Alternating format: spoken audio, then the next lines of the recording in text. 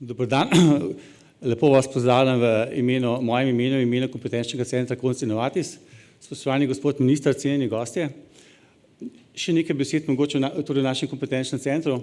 Zdaj, gradbeništvo se zadnja leta hitro razvija, kot tudi druge stroke. Ogromno nekih centrov nastaja, kjer te nova znanja nastajajo, pa ne bodo to razni razvojni oddelki, recimo v podjetjih, v inštitutih, kot je ZRMK, na fakultetah in tako naprej. Po drugi strani na področju gradbeništva se to, kar je bilo danes omenjeno, dodatne zahteve, kot so recimo zahteve po energetski učinkovitosti, po zdravem bivalnem okolju, zahteve po trajnostnem, ki vključujejo ogromno nekih drugih zahtev.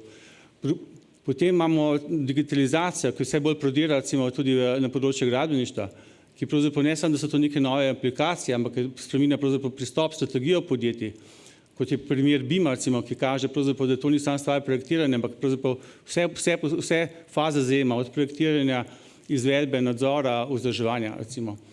Tako da tle je ogromno nekih znanj novih nastaja in to na eni strani.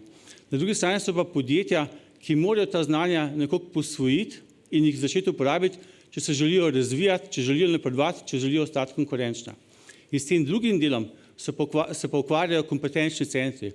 Naš kompetenčni center je en izmed 10 kompetenčnih centrov za razvoj kadrov, ki jih podpira in sofinancira torej Republika Slovenija in Evropski socialni sklad. Se pravi, to je projekt Evropskega socialnega sklada na nek način. In se ukvarja pravzaprav s tem, kako ta znanja, oziroma mi podpiramo podjetja, da ta znanja, ko jih selekcionirajo, da jih pridobijo, da jih usvojijo in da jih potem tudi v prakso spravijo in jih uporabijo. In to je tisto, kar je naš del. Do zdaj smo slišali predvsem v stroke, kako se stroke hitro razvijajo, tle pa država podpira podjetja tudi preko tega, da se ukvarja z zaposlenimi, kako zaposlenim pomagati čim bolj ta znanja usvojiti in jih spraviti v prakso. Zdaj, kot sem omenil, trenutno deluje 10 kompetenčnih centrov. Država je že pred leti naredila strategijo, tako imenovano S4, kjer je opredelila 10 področij, na katerih prepoznava, da ima Slovenija potenciale in vire, da je uspešna konkurenčna tudi v mednarodnem okolju. Vsakat izmed teh kompetenčnih centrov deluje na enem izmed teh področij. Naš kompetenčni center deluje na področju pametne zgradbe in dom z lesno verigo. To pomeni absolutno gradbeništvo. Glede na to, da vodi že 3. kompetenčni center z področja gradbeništva, imam že kar nekaj izkušenj, kako ta podjetja lahko čim več pridobijo od tega, od teh projektov. In ena izmed stvari, kar je, da dobra podjetja se zavedajo, da se morajo zaposleni stalno izobraževati, da morajo skrbeti za zaposlene. V dobrih podjetjih ni nikoli problem minimalne plače in tako naprej, ampak se ukvarjajo s tem, kako čim bolj zaposlene podpreti, da bodo čim boljši v svojem delu, da se bodo čim bolj počutili, ker vejo, da bodo tudi sami s tem čim bolj konkurenčni.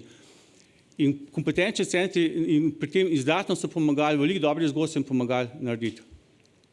Da pa je to nekako usmerjeno deluje in da je ciljno, smo pa mi vse naše, torej tiste kompetence, ki jih podjetja potrebujejo, smo nekako razvrstili v 20 kompetenc, ključnih kompetenc za podjetja, kjer smo na podlagi prejšnjih modelov kompetenc od prejšnjih projektov in na podlagi analize, ki smo naredili na začetku tega projekta, ugotovili, kjer so tiste ključne kompetence, ki jih naša podjetja, naši partnerji potrebujejo in se tudi potekajo usposabljanja z teh področij.